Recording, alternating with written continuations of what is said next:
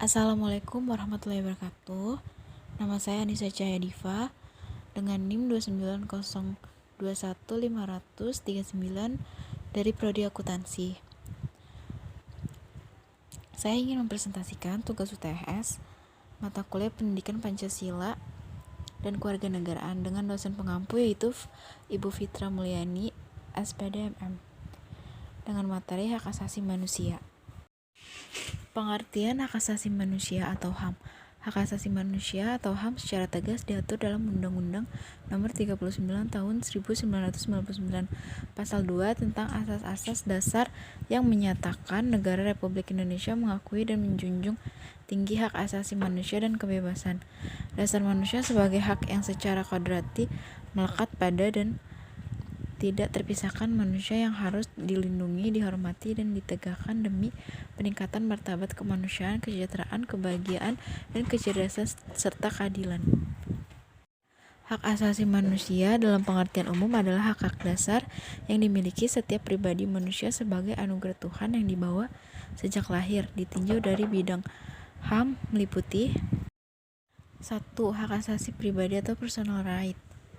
Contohnya, hak kemerdekaan, hak menyatakan pendapat, hak memeluk agama. 2. Hak asasi politik atau political right, yaitu hak untuk diakui sebagai warga negara, misalnya memilih dan dipilih, hak berserikat dan hak berkumpul. 3. Hak asasi ekonomi atau property right, misalnya hak memiliki sesuatu, hak mengerahkan perjanjian, hak bekerja. 4. Hak asasi sosial dan kebudayaan atau social and cultural right, misalnya mendapatkan pendidikan, hak mendapatkan santunan, hak pensiun, hak mengembangkan kebudayaan, dan hak berekspresi. 5. Hak untuk mendapatkan perlakuan yang sama dalam hukum dan pemerintah atau right of legal equality. 6. Hak untuk mendapatkan kelakuan yang sama dalam hukum. Sejarah HAM. Pada umumnya, para pakar Eropa berpendapat bahwa lahirnya HAM dimulai dengan lahirnya Magna Carta pada tahun 1215 di Inggris. Magna Carta antara lain mencanangkan bahwa raja yang tadinya memiliki kekuasaan absolut atau raja menciptakan hukum, tetapi ia sendiri tidak terikat pada hukum, menjadi dibatasi kekuasaannya dan mulai dapat diminta pertanggungjawaban di muka umum. Dari sinilah lahir doktrin raja tidak kebal hukum lagi dan mulai bertanggung jawab kepada hukum. Sejak itu mulai dipraktikkan kalau raja melanggar hukum harus diadili dan harus mempertanggungjawabkan kebijaksanaannya kepada parlemen. Jadi sudah mulai dinyatakan dalam hukum bahwa raja terikat kepada hukum dan bertanggung jawab kepada rakyat, walaupun kekuasaan membuat undang-undang pada masa itu lebih banyak berada di tangan raja. Dengan demikian, kekuasaan raja mulai dibatasi sebagai embrio lahirnya monarki konstitusional yang berintikan kekuasaan raja sebagai simbol belaka. Lahirnya Magna Carta ini kemudian diikuti oleh perkembangan yang lebih konkret dengan lahirnya Bill of Rights di Inggris pada tahun 1689. Pada masa itu mulai timbul adagium yang intinya adalah bahwa manusia sama di muka hukum atau equality before the law. Perkembangan HAM selanjutnya ditandai dengan munculnya The American Declaration of Independence yang lahir dari paham Rousseau dan Montesquieu. Mulailah dipertegas bahwa manusia adalah merdeka sejak di dalam perut ibunya, sehingga tidaklah logis bila sesudah lahir ia harus dibelenggu. Pada tahun 1789 lahirlah The French Declaration, di mana hak-hak yang lebih rinci lagi melahirkan dasar the rule of law. Antara lain dinyatakan tidak boleh ada penangkapan dan penahanan yang semena-mena, termasuk ditangkap tanpa alasan yang sah dan ditahan tanpa surat perintah yang dikeluarkan oleh pejabat yang sah. Dinyatakan pula presumption of innocence, artinya orang-orang yang ditangkap kemudian ditahan dan dituduh berhak dinyatakan tidak bersalah sampai ada keputusan pengadilan yang berkekuatan hukum tetap yang menyatakan dia bersalah. Dipertegas juga dengan freedom of expression atau bebas mengeluarkan pendapat, freedom of religion atau bebas menganut keyakinan atau agama yang dikehendaki, the right of property atau perlindungan terhadap hak milik, dan hak-hak dasar lain. Pengelompokan HAM. 1. Hak sipil dan politik. Yang dimaksud di sini adalah hak setiap manusia untuk menentukan nasib hidupnya masing-masing dengan tidak adanya intervensi dari negara kecuali dalam hal penguasaan, hak untuk hidup nyaman, aman, dan tentram dengan adanya jaminan dari pemimpin negara terhadap warga negara, hak untuk tidak hukum mati, karena pada masa sebelum adanya undang-undang tentang HAM, banyak pemimpin sewenang-wenang membunuh orang lain tanpa hukumnya yang jelas, hak untuk tidak disiksa, hak atas peradilan yang adil. 2. Hak ekonomi, sosial, dan budaya. Hak yang dimaksud di sini adalah hak untuk bekerja karena setiap manusia memiliki tanggung jawab untuk memenuhi kebutuhannya sendiri. Hak untuk mendapat upah yang sama maksudnya bahwa tidak boleh ada diskriminasi dalam pemberian upah yang sesuai kemampuan. Hak atas kesehatan dan perumahan. 3. Hak pembangunan. Hak yang dimaksud ini adalah hak untuk mendapatkan rumah yang layak, hak untuk memperoleh lingkungan yang sehat, hak untuk mendapat layanan kesehatan yang layak. HAM di Indonesia. Periode tahun 1945 sampai 1950, pemikiran HAM pada periode awal kemerdekaan masih menekankan pada hak untuk merdeka, hak untuk berserikat melalui organisasi politik yang didirikan, serta hak kebebasan untuk menyampaikan pendapat terutama di parlemen. Komitmen terhadap HAM pada periode awal kemerdekaan sebagaimana ditunjukkan dalam maklumat pemerintah tanggal 1 November 1945 yang tertulis dalam buku 30 tahun Indonesia Merdeka menyatakan sedikit hari lagi kita akan mengadakan pemilihan umum sebagai bukti bahwa bagi kita cita-cita dan dasar kerakyatan benar-benar dasar dan pedoman penghidupan masyarakat dan negara kita. Mungkin sebagai akibat pemilihan itu pemerintah akan berganti dan UUD kita akan disempurnakan menurut kehendak rakyat yang terbanyak. Periode tahun 1950 sampai 1959. Periode 1950 sampai 1959 dalam perjalanan negara Indonesia dikenal dengan sebutan periode demokrasi parlementer. Pemikiran HAM pada periode ini mendapatkan momentum yang sangat membanggakan karena suasana kebebasan menjadi semangat demokrasi liberal atau demokrasi parlementer mendapatkan tempat di kalangan politik elit. Indikatornya memiliki ahli hukum tata negara. Ini ada 5 aspek. Yang pertama, semakin banyak tumbuh partai politik dengan beragam ideologinya masing-masing. Kedua, kebebasan pers, salah satu pilar demokrasi, betul-betul menikmati kebebasannya.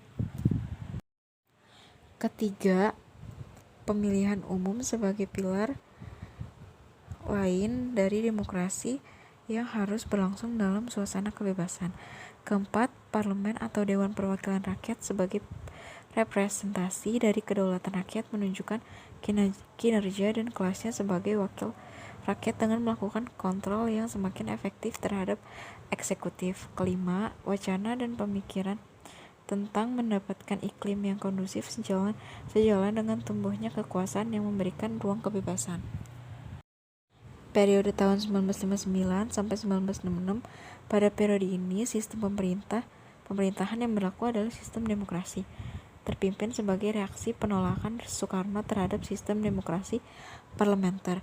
Pada sistem ini atau demokrasi terpimpin, kekuasaan terpusat dan berada di tangan presiden. Akibat dari demokrasi terpimpin, presiden melakukan tindakan inkonstitusional baik pada tataran suprastruktur politik maupun dalam tataran infrastruktur politik. Dalam kaitan dengan HAM, telah terjadi pemasungan hak asasi manusia yaitu hak sipil dan hak politik seperti hak untuk berserikat, berkumpul, dan mengeluarkan pikiran dengan tulisan.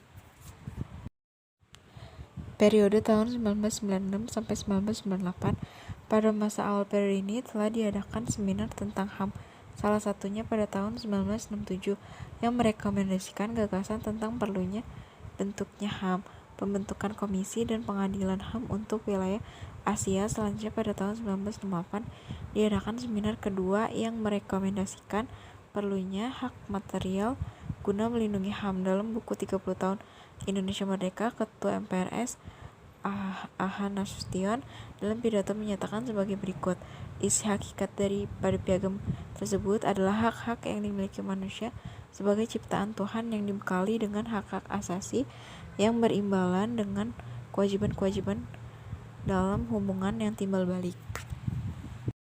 Kewajiban dalam hubungan yang timbal balik: 1. Antar manusia dengan manusia. 2. Antar manusia dengan bangsa. 3. Negara dan tanah air dengan antar bangsa. Pada sekitar awal tahun 1970-an sampai periode akhir 1980-an, persoalan HAM di Indonesia mengalami kemunduran karena HAM tidak lagi dihormati, dilindungi, dan ditegakkan. Sikap pemerintah tercermin dalam ungkapan bahwa HAM adalah pemikiran Barat yang tidak sesuai dengan nilai-nilai luhur budaya bangsa dalam Pancasila. Selain itu, bangsa Indonesia sudah terlebih dahulu mengenal HAM dalam rumusan UUD 1945 yang lahir lebih dulu dibandingkan Deklarasi Universal HAM. Selain itu, sikap pemerintah ini didasarkan pada isuhan seringkali digunakan oleh negara-negara Barat untuk memojokkan negara-negara yang sedang berkembang seperti halnya Indonesia. Upaya yang dilakukan masyarakat periode 1990-an nampak memperoleh hasil yang menggembirakan karena terjadi pergeseran strategi pemerintah dari represif dan defensif ke strategi akomodatif terhadap tuntutan yang berkaitan dengan penegakan HAM. Komisi ini bertujuan untuk membantu pengembangan kondisi-kondisi yang kondusif sesuai dengan Pancasila dan Undang-Undang 1945. Periode tahun 1998 sampai sekarang.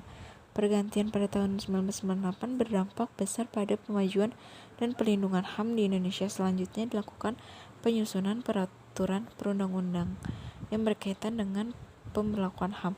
Strategi penegakan HAM pada periode ini dilakukan melalui 2 tahap, yaitu tahap status penentuan dan tahap penataan aturan secara konsisten. Pada status penentuan telah ditetapkan beberapa ketentuan undang-undang seperti amandemen Konstitusi Negara, ketetapan MPR, undang-undang dan peraturan pemerintahan, dan ketentuan perundang-undang lainnya. Adapun tahap penataan aturan secara konsisten dilakukan pada masa pemerintahan Presiden Habibie.